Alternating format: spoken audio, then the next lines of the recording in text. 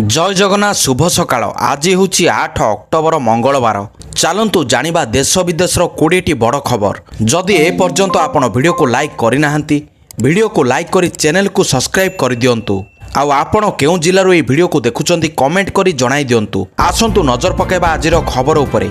आजिर प्रथम खबर, पार्वण ऋतुरे खाउटींको मुंडरे चड़क कंदाइलाणी परिबा दर। भुवनेश्वर बजार रे टमाट किलो 100 टंका छुईची। एपरी खुचुरा दुकान रे टमाटो केजी 120 टंका बिक्री होउथिला। टमाटो दर सुनी खाउटींको मुंडरे चड़क पड़िछि। केवल भुवनेश्वर नुह, कटक छत्र बजार मध्य समान स्थिति। शनिवार रातिरु दर बढ़िथिबा व्यवसायी माने कहिसंती। ट्यून सिटी बाद दे ग्रामांचल रे मध्य टमाटो दर 90 टंका बिक्री चलिछि। अन्य परिबा दर मध्य 80 रु 90 टंका रही। स्थानीय अंचल रे परिबा नथिबारु बाहर परिबा उपरे निर्भर करबाको पड़िथिबारु एभली स्थिति होइतिबा व्यवसायी संघ कहिछि। दीर्घ 15 दिन हब परिबार दर आकाश छुआ रही। द्वितीय ओषा समय भुवनेश्वर रे परिबा दर जहा थिला एबे नवरात्रि बेले यह 5 रु 10 टंका बढ़ी। टमाट को बाद देले कुंदुरी किलो 60, कलरा 80, बैगण 60 रु 80, पोटल 80, भेंडी 80, बीन्स 80 रु 100, झुडुंग 60, कखारु 40, जह्नी 70, कांकड़ 120 टंका रही। तेबे चिंता बढ़ाऊँच परिबा दर। छत्र बजार वरिष्ठ व्यवसायी देवसाहू कहउचंती, चलित वर्ष राज्य में फसल हेलानी, आमे बाहरु परिबा आनी जोगाउछु। साधारणतः पार्वण ऋतुरे परिबा चाहिदा थिबारु दर सामान्य उच्चा रहुछि। परवर्ती खबर, गोटे रंग हब समस्त सरकारी बिल्डिंग। राज्य सरकारक पक्षरु निया जाइछि एक बड़ खबर। सरकारी बिल्डिंग रो रंग बदलिबो। कोठर बाहर पट कमला रंग हब और नाली बड़ रहिबो। एने समस्त जंत्री ओडिशा कोठा और निर्माण निगम लिमिटेड को पूर्त विभाग पक्षरु चिठी लिखा जाइछि। राज्यर समस्त सरकारी कोठार रंग समान हेबो। एने राज्य सरकारंकर एआईसी कम स्वतंत्र सचिवंक पक्षरु एक विज्ञप्ति जारी करा सह कलर कोड मध्य जारी करा जाइछि। तेबे यूनिफॉर्म कलर कोड राज्यर समस्त पुराना बिल्डिंग और नुआ बिल्डिंग पई लागू हेबो बोली कहा जाइछि। कौनसी बिल्डिंग कार्यक्षम थिले किंबा मरामती नवीकरण समय रे रंग परिवर्तन करा जिवो बोली कहा जाइछि। परवर्ती खबर, धोती कुर्ता पिंधे स्टाडियम रे जोगी। लखनऊ रो एकाना स्टाडियम रे 36तम ऑल इंडिया एडवोकेट टूर्नामेंट आरंभ होइछि। उत्तर प्रदेश मुख्यमंत्री योगी आदित्यनाथ 26तम ऑल इंडिया एडवोकेट टूर्नामेंट रो उद्घाटन करिसंती। एही अवसर रे मुख्यमंत्री योगी बैटिंग रे निजर प्रतिभा देखाइचंती।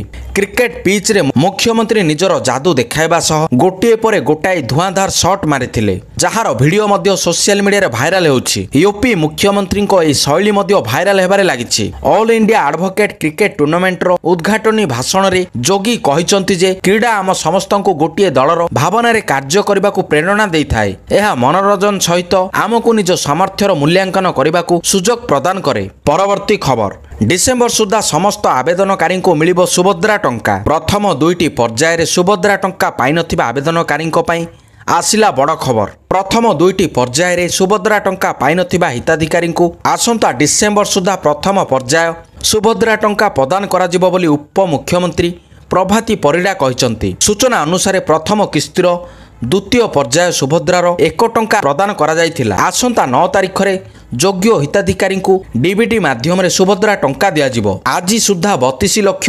एमपीसीआई क्लियरेंस संपूर्ण होइछि। तेबे परीक्षामूलक भाव में सेही हिताधिकारी को 1 टंका लेखे प्रदान करा जायछि। प्रथम किस्तिर द्वितीय पर्याय रे प्राय 40 लाख रु अधिक हिताधिकारी को टंका मिलिबो। परवर्ती खबर, माओ मुकाबिला समीक्षा बैठक। 2026 मार्च सुधा देशर मूलपोछ हेब नक्सल। माओवादी को आ स्थानीय समर्थन मिलुनी कहिले केंद्र गृहमंत्री अमित शाह। अनेक स्थान रे माओ उग्रवाद अंतिम चरण रे पहुंची। सीमांत रे जॉइंट टास्क फोर्स रे भूमिका प्रशंसनीय। दिल्ली विज्ञान भवन रे केंद्र गृहमंत्री अमित शाह अध्यक्षतार बैठक बसिथिला। बैठक रे नक्सल प्रभावित 8टी जिलार मुख्यमंत्री, मुख्य सचिव और डीजीपी जोग देइथिले। छत्तीसगढ़, आंध्र प्रदेश, बिहार, झारखंड, तेलंगाना, महाराष्ट्र, ओडिशा और मध्य प्रदेश मुख्यमंत्री एथिरे जोग देइथिले। बैठक रे ओडिशा मुख्यमंत्री मोहन माझी, मुख्य सचिव मनोज आहूजा और डीजीपी वाईबी खुरानिया उपस्थित थिले। सेहीपरि माओ प्रभावित जिलार मुख्यमंत्री और डीजीपी को गुरु दायित्व देइछंती केंद्र गृहमंत्री।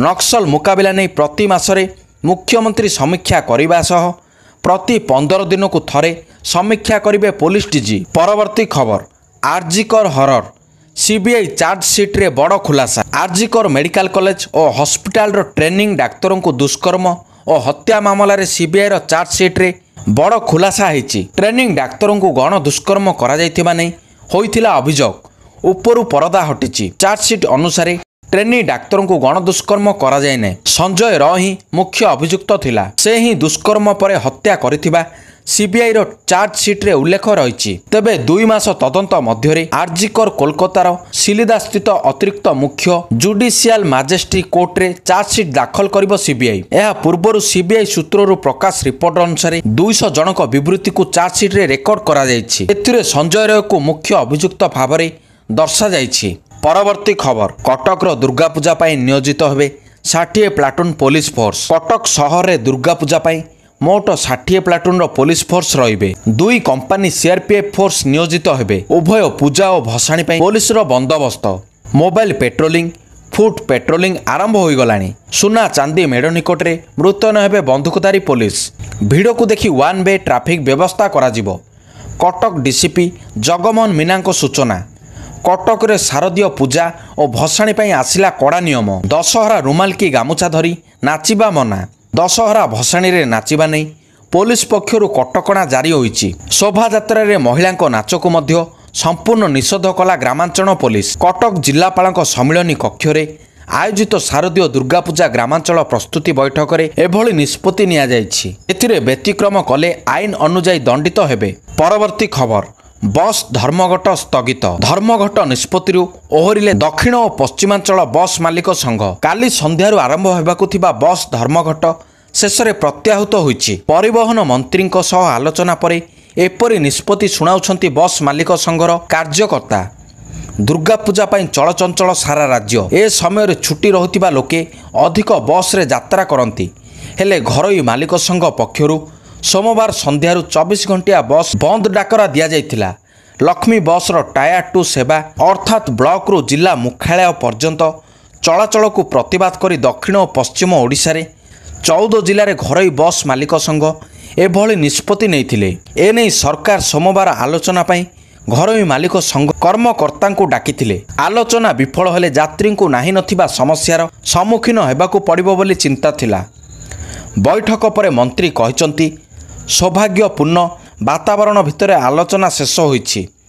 लक्ष्मी बस चलाचल हेतु क्षति होउथिबा सेमाने दाबी रखिथिले। सेमानक दाबीर गुरुत्व को दृष्टि रखी आमे बे लक्ष्मी बस रो टायर 2 एसी बस चलाचल को स्थगित रखिछु। मात्र आमे नुआ लोगो नुआ ऑपरेशन और नुआ स्वरूप रे लक्ष्मी बस रो काम करिवु। अति शीघ्र एने चूड़ांत निष्पत्ति नेबु।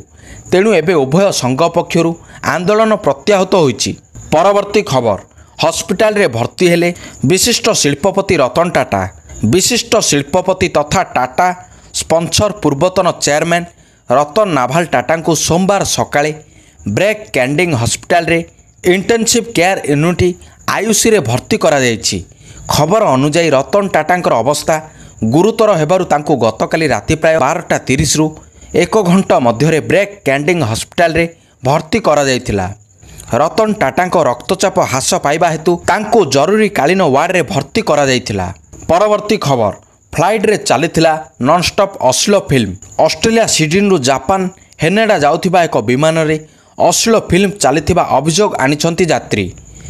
QF59 विमान रे घटिथिबा ए घटना यात्री मानक मध्य विशेषकर पिला मानकु नै यात्रा करिथिबा यात्रीक मध्य व्यापक असंतोष सृष्टि करिथिला। फिल्म डेडिओर अश्लील विषयवस्तु लगातार स्क्रीन रे चलीथिला। यात्री चाहिए मध्य एहाकु बंद करिपारि नथिले। डाकोटा जॉनसन एवं सीन पेन को अभिनीत आर रेटेड चलचित्र रे अश्लील और नग्न संबंधी दृश्य रही। मनोरंजन व्यवस्था रे यांत्रिक त्रुटि कारणरू एपरि होइतिबा कुहा जायछि। तेबे एने यात्री असंतोष व्यक्त करिसंती। परवर्ती खबर ओ ट्रिपल एससी विरोध रे गर्जन। तेजिला और ट्रिपल एससी परीक्षा नै आशायीक असंतोष। त्रुटिपूर्ण परीक्षा अभियोग आनी और ट्रिपल एससी विरोध में एकाठी हेले हजार हजार परीक्षार्थी। परीक्षा विभ्राट को नहीं भुवनेश्वर लोयर पीएमजी छकरे परीक्षार्थी विक्षोभ करिसंती। आरआई एआरआई अमीनो आईसीडीसी परीक्षा आदि बातिल दाबी रे विक्षोभ करुछंती परीक्षार्थी। विभ्राट रे संपृक्त अधिकारी विरोध में कार्यानुष्ठान दाबी करिसंती। परवर्ती खबर फल बोझेई ट्रक रू मिलिला 1 कोटी 62 ଲକ୍ଷ ଟଙ୍କାର ଗଞ୍ଜେଇ ଜବତ କରିବା ସହ 3 ଜଣଙ୍କୁ ଗିରଫ କରିଛି ରାଜସ୍ୱ ନିର୍ଦ୍ଦେଶାଳୟ ଗୁଇନ୍ଦା। ଆନ୍ଧ୍ରପ୍ରଦେଶରୁ ଭୁବନେଶ୍ୱରକୁ ଆସୁଥିବା ବେଳେ ଧରିଲା DRI। ଜବତ ଗଞ୍ଜେଇ ଆନୁମାନିକ ମୂଲ୍ୟ 1,62 ଲକ୍ଷ ଟଙ୍କା ହେବ। ସୂଚନା ଅନୁସାରେ ଆନ୍ଧ୍ରପ୍ରଦେଶରୁ ଭୁବନେଶ୍ୱର ଆସୁଥିବା ଏକ ଫଳ ବୋଝେଇ ଟ୍ରକ୍ରେ ଗଞ୍ଜେଇ ଚାଲାଣ ହେଉଥିବା ନେଇ ବିଶେଷ ସୂତ୍ରରୁ ଖବର ପାଇ ଜାଲ ବିଛାଇଲା ରାଜସ୍ୱ ଗୋଇନ୍ଦା ନିର୍ଦ୍ଦେଶାଳୟ। ଗୋଟିଏ କାର୍ ଉକ୍ତ ଗଞ୍ଜେଇ ବୋଝେଇ ଟ୍ରକ୍କୁ ଏକ୍ସଟ୍ ଦେଇ ଆଣୁଥିଲା। ସନ୍ଦେହ ପୂର୍ବରୁ ଛକି ବସିଥିବା ରାଜସ୍ୱ ଗୋଇନ୍ଦା ନିର୍ଦ୍ଦେଶାଳୟର କର୍ମଚାରୀମାନେ ଗଞ୍ଜେଇ ଭର୍ତ୍ତି ଟ୍ରକ୍ ଓ କାର୍କୁ ଅଟକାଇବା ପାଇଁ ଚେଷ୍ଟା କରିଥିଲେ, କିନ୍ତୁ ସେହି କାର୍ ଏବଂ ଟ୍ରକ୍ ଜାଣିପାରି ତୀବ୍ର ଗତିରେ ଗାଡ଼ି ଚଳାଇଥିଲେ। ଦ୍ରୁତ ଗତିରେ ଗାଡ଼ି ଚଳାଇବାରୁ ଟ୍ରକ୍ଟି ଆସି ଆନ୍ଧ୍ର ଓଡ଼ିଶା ସୀମାନ୍ତରେ ଥିବା କୃଷ୍ଣଭରମ ଟୋଲଗେଟ୍କୁ ଧକ୍କା ଦେଇଥିଲା। ପରେ ସେଠାରେ କାର୍ଟି ମଧ୍ୟ ଅଟକି ଯାଇଥିଲା। ଏହାପରେ DRI କର୍ମଚାରୀମାନେ କାର୍ ଓ ଟ୍ରକ୍କୁ ଯାଞ୍ଚ କରିଥିଲେ। ଯାଞ୍ଚ ବେଳେ ଟ୍ରକ୍ ଓ କାର୍ରୁ ପ୍ରାୟ 818 କେଜି ଗଞ୍ଜେଇ ଜବତ କରିଥିଲେ। ଆଜିର ଶେଷ ଖବର, ମୋଦି ମୁଇଜ୍କୁ ଦ୍ୱିପାକ୍ଷିକ ବୈଠକ। ମାଳଦ୍ୱୀପ ରାଷ୍ଟ୍ରପତି ମହମ୍ମଦ ମୁଇଜୁକ୍ସ ରବିବାର 5 ଦିନିଆ ଭାରତ ଗସ୍ତରେ ଆସି ରାଜଧାନୀ ଦିଲ୍ଲୀରେ ପହଞ୍ଚିଛନ୍ତି। ତାଙ୍କ ସହ ପତ୍ନୀ ସିଜିଦା ଏବଂ ଏକ ଉଚ୍ଚସ୍ତରୀୟ ପ୍ରତିନିଧି ମଣ୍ଡଳ ମଧ୍ୟ ଆସିଛନ୍ତି। ଭାରତ ସରକାରଙ୍କ ଦ୍ୱାରା ପଠାଯାଇଥିବା ଏକ ସ୍ୱତନ୍ତ୍ର ବିମାନ ଯୋଗେ ମୁଇଜୁ ଯାତ୍ରା କରିଥିଲେ। ରାଷ୍ଟ୍ରପତି ଭାବେ ଦାୟିତ୍ୱ ନେବା ପରେ ଭାରତକୁ ଏହା ତାଙ୍କର ପ୍ରଥମ ସରକାରୀ ଗସ୍ତ। ସେ 10 ତାରିଖ ପର୍ଯ୍ୟନ୍ତ ଭାରତରେ ରହିବେ।